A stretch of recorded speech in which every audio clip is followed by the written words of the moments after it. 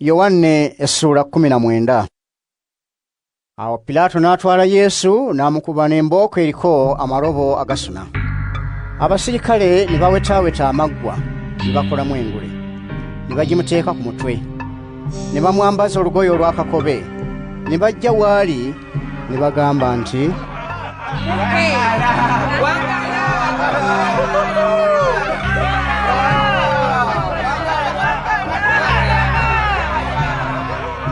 ne bamukuba empi. Pilaato era n'afuluma ebweru n'agamba abantu nti, laba, mubaleetere ebweru, mutegeere nga siraba musango ku ye. Awo Yesu n'afuluma ng'atikkiddwa engule ey'amaggwa, era ng'ayambadde olugoye olw'akakobe. Pilaato n'abagamba nti, mulabe omuntu wuuno. Bakabona abakulu n'abaweereza bwe baamulaba ne baleekaana nti, mukomerere musaalaba, mukomerere musaalaba. Pilaato n'abagamba nti, omutwale mmwe mumukomerere ku musaalaba, nze siraba musango ku ye. Abayudaaya ne bamuddamu nti, tetulina tteeka, era okusinziira ku tteeka eryo ateeka okuttibwa, kubanga yeefuula omwana wa Katonda. Pilaato bwe yawulira ekyo ne yeeyongera okutya, n'ayingira mu lubiri n'abuuza Yesu nti, oli waawa? Kyokka Yesu n'atamuddamu.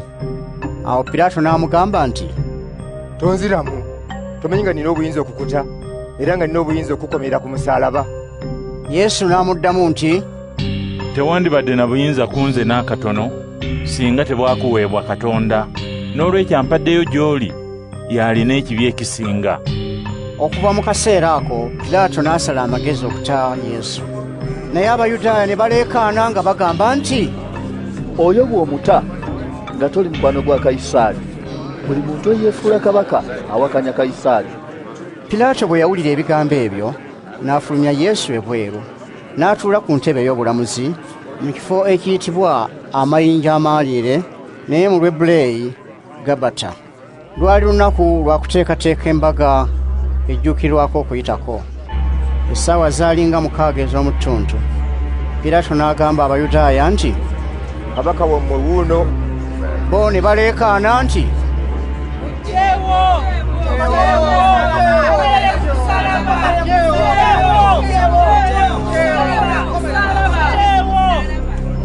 Pilaato n'ababuuza nti, kabaka wammwe gwe bankomerera ku musaalaba? Bakabona abakulu ne baddamu nti,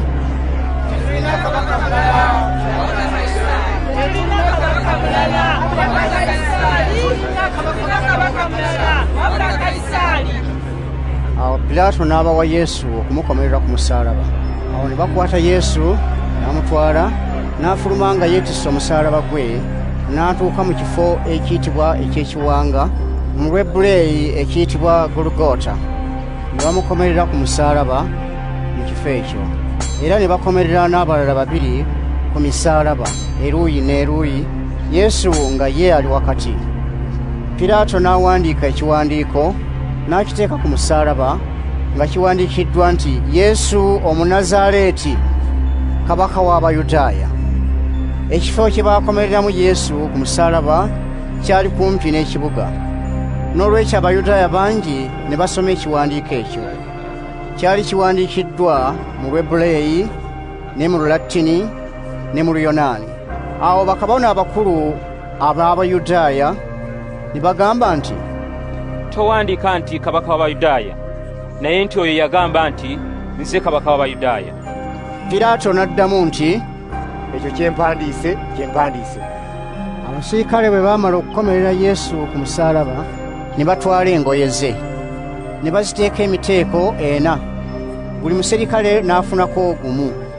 Ne batwala n'ekkanzu ye eyali tetungiddwa naye ng'erukiddwa bulukibwa yonna.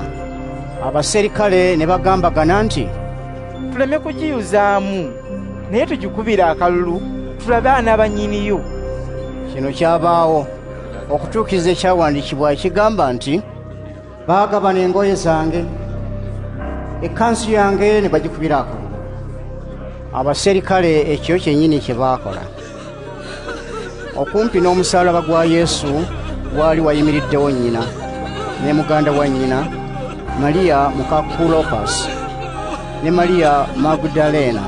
Yesu bwe yalaba nnyina era n'omuyigirizwa, ye Yesu gwe yayagalanga ng'ayimiridde awo, n'agamba nnyina nti, Maama, laba omwana wo wuuyo. Ate n'agamba omuyigirizwa nti, Laba nnyoko wuuyo. Okuva olwo omuyigirizwa oyo n'amutwala eka ewuwe. Ebyo bwe byaggwa, Yesu ng'amanyi nti kaakano byonna biwedde, olw'okwagala okutuukiriza ekyawandiikibwa, n'agamba nti, Ennyonta ennuma. waali wateekeddwawo ekibya kijjudde omwenge omukaatuufu.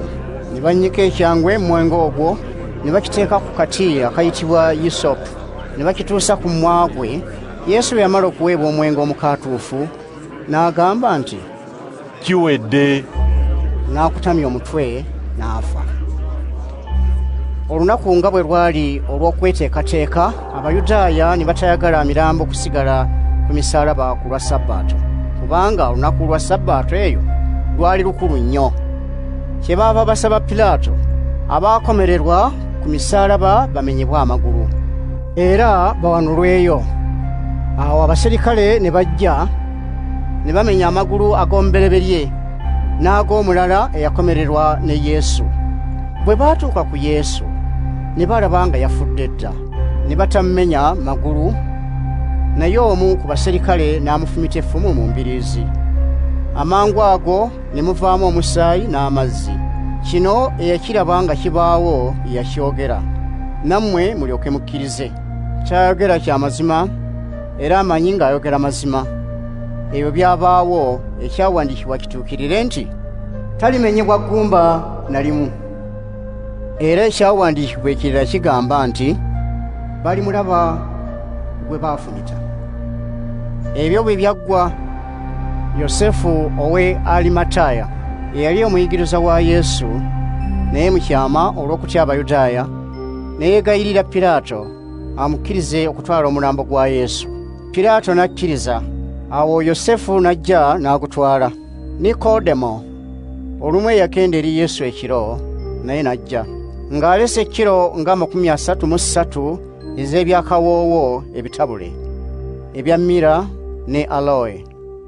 Ne batwala omulambo gwa Yesu ne baguzinga mu ngoye enjeru wamu n'ebyakawoowo, ng'empisa y'Abayudaaya ey'okuziika bwe yali. Mu kifo Yesu we yakomererwa ku musaalaba waaliwo ennimiro omwali entaana empya ey'empuku eyali teziikibwangamu muntu. Nga bwe lwali lunaku olw'okweteekateeka kw'Abayudaaya, ate entaana eno ng'eri kumpi, Yesu ne bamuteeka omwo.